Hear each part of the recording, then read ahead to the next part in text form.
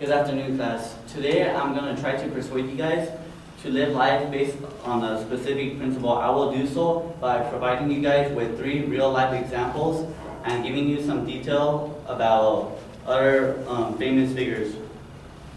Too many people nowadays think that success comes to them when they're just laying down on the couch eating a bag of chips or something. The thing is that success only comes to those who actually work hard and have the drive for it. A wise man once said, "Walking is not a lost art. One must by some means get to the garage." What he means by that is that everyone, in order to succeed, you actually have to put in the right work. Like, let's say you want to get a good grade on the test, you actually have to study. I will explain to you guys my 3 life examples in order. One is the time I got a D on my first speech test, and 2, the time I prepared for a mountain backpacking trip at Yosemite, and 3, about how my grades have really turned around from this year to last year. What's it called? The first speech test, I thought I was gonna get a good grade. I thought like, oh, this is basic material. I mean, what don't we know in speech? I mean, it's just like talking and all that. But like, I tried like 30 minutes right before the test. I got my textbook. I tried reading everything. I tried highlighting everything, and I thought I understood the content. But when it came to the actual test, I was lost. Like, I knew like the simple basic ones, but I realized that a lot of the answers and the tests actually come from like kind of like what Richard explained in class, and from actually like reading like the key terms and everything. So I have made it a goal for my next test to actually put in the work and study and start the Learn Smart homework tonight. And also for my second point, was called I didn't just go into a backpacking trip, like I didn't just prepare for it overnight. Actually, like months before, me and my cousins, we were all going to go together, so we all met up at the park and we all like started like running together, doing laps, and basically just like eating healthy and stuff. At one point, like a week before, I was riding my bike, and then like I fell. I thought that would be like one of the moments that would actually like ruin my trip, but it turns out that I just skipped over a little crack, so that I didn't let that get in my way. So what I mean about the trip is that I had that one cousin that didn't prepare for it, and pretty much the entire way we would like hike like 1 hour, and then we would have to rest because he was dragging us down. He was like 20 feet away from us, and after that, he kind of understood where he messed up. Like he should have prepared a little bit better. So if you guys could learn anything from that, is that even if it's something simple like that, preparing for a marathon, preparing for a test, you still gotta actually put in work. And then to talk about my grades from this year and last year, it was my senior year of high school last year. I thought I was gonna get like a good grades in all my classes. I was planning to go to Cal State until I started like getting lazy. Like on most of my classes, I thought, oh, this is like an easy A or easy B. These are senior level classes. Like these should be pretty easy grade. But it turns out that all the tests I started to like get C's and D's and stuff. So like my grades were obviously pretty low.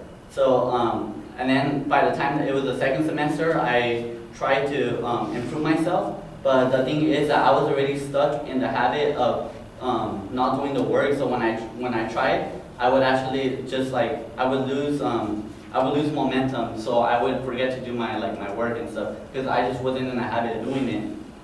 And to give you guys like an actual representation of how it works like in real life, the founder of Coca-Cola, I can't remember his name, but I know that his first year of releasing Coca-Cola, hardly anyone even like bothered drinking Coca-Cola, and now it's basically in every other country.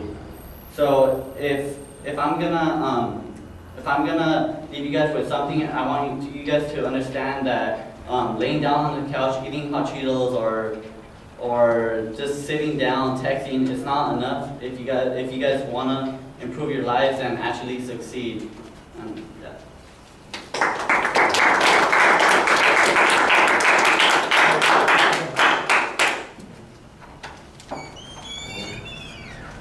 Did you just put that back in the pile? Oh yeah, let me get back. I told it was gonna happen. I called it.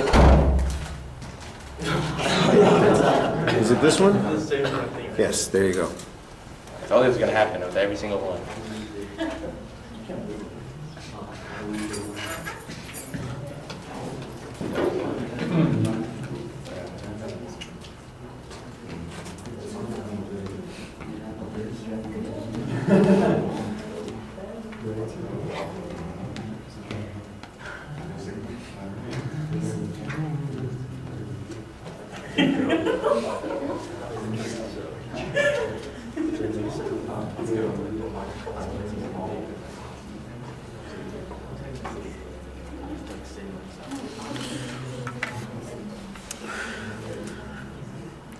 All right, Christian, let me start with the content issues. I thought that you found a good organizational pattern, although the first and the third points basically are the same thing, but it's clear that you have distinct points. I also thought that you had nice details on the examples, although the last one does seem to repeat a lot of the same things that you said on the first point. So your illustrations are pretty good. You give us enough detail to make them kind of interesting, and it's organized. There's solid things there. There's a good preview in the speech. I like that. Your thesis, once you identify what the topic is, I think I got a little bit clearer idea about what your goal is. I still think you could be a little bit more forceful about expressing that. Presentation issues, I think your projection is excellent. There's very good fluidity to your presentation. It moves smoothly from point to point. Your tone and your vocal variety suggest you're a lot more engaged and energetic than you've been in some of the previous presentations. You feel a little bit more like, I'm here, I'm present, there's some urgency that's going on. You're not just passively getting through this, and I appreciated that immensely. Your facial expressions, for the most part, you look animated while you're speaking to us. Your eye contact, sometimes you do have a tendency to speak to our feet. All right, so it'll be a little bit hard to see on the video, but I think you'll notice that even though your face is up sometimes, your eyes tend to be looking down under the desk as opposed to at the faces sitting at the desk. So you want to be a little bit more consistent about that. Anxiety comes out in your body movement. There's a lot of pacing in the presentation. You want your pace, you want your movement to be deliberate. You want it to be connected to something that you're doing, either a transition or to emphasize a point, and yours doesn't really look like that. It just looks a little bit like you're wandering around. You're not doing it excessively, but you are doing it without any purpose, and I think that that is noticeable.